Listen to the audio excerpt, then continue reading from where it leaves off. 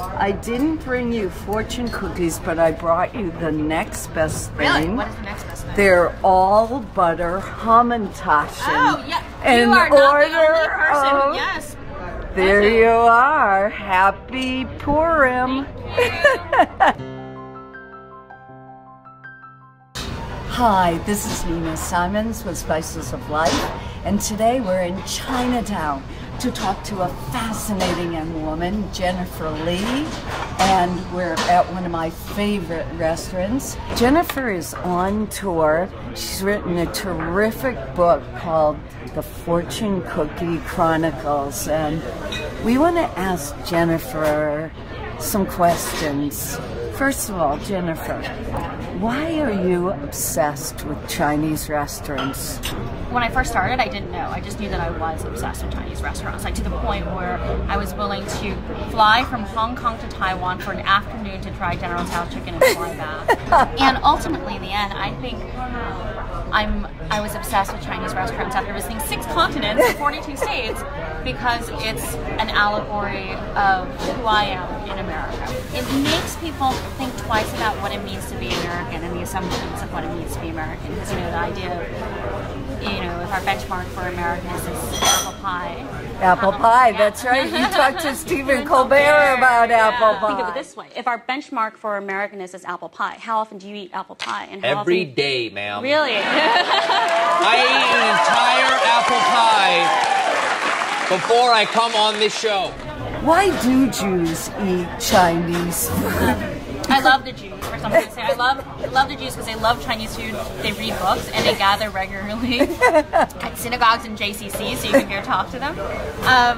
So one of my chapters is called Why is Chow Mein the Chosen Food of the Chosen People? And I actually make the argument, sort of tongue-in-cheek, that Chinese food is the ethnic cuisine of the American Jew, in that, in a way, they identify with it more than the ethnic cuisine of their Eastern European ancestors, like gefilte fish. Yeah. I mean, in a very... Are you willing to bet that? Yeah. Oh, yeah. Oh, yeah. I would actually even argue that, like, Christmas, which equals movies and Chinese food, is as much, if not more, of a Jewish tradition as Seder on Passover, actually. Very good point.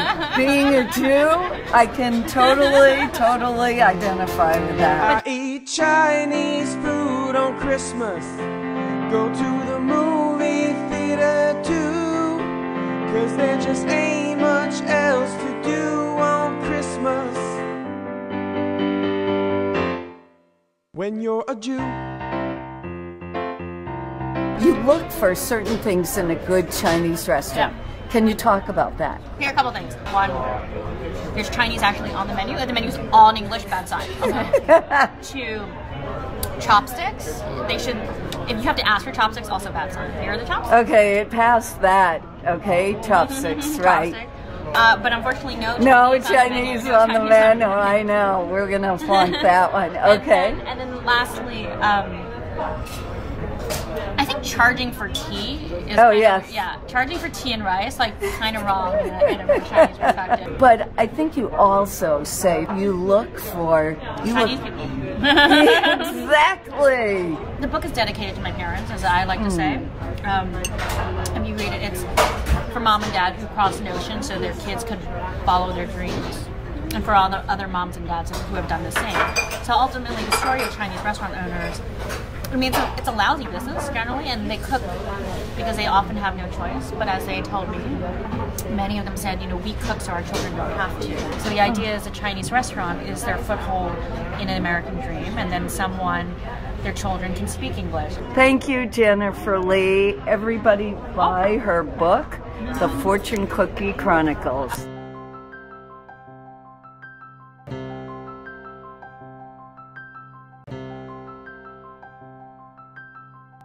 Thanks to our sponsor, Legal Seafoods. How was that? Oh.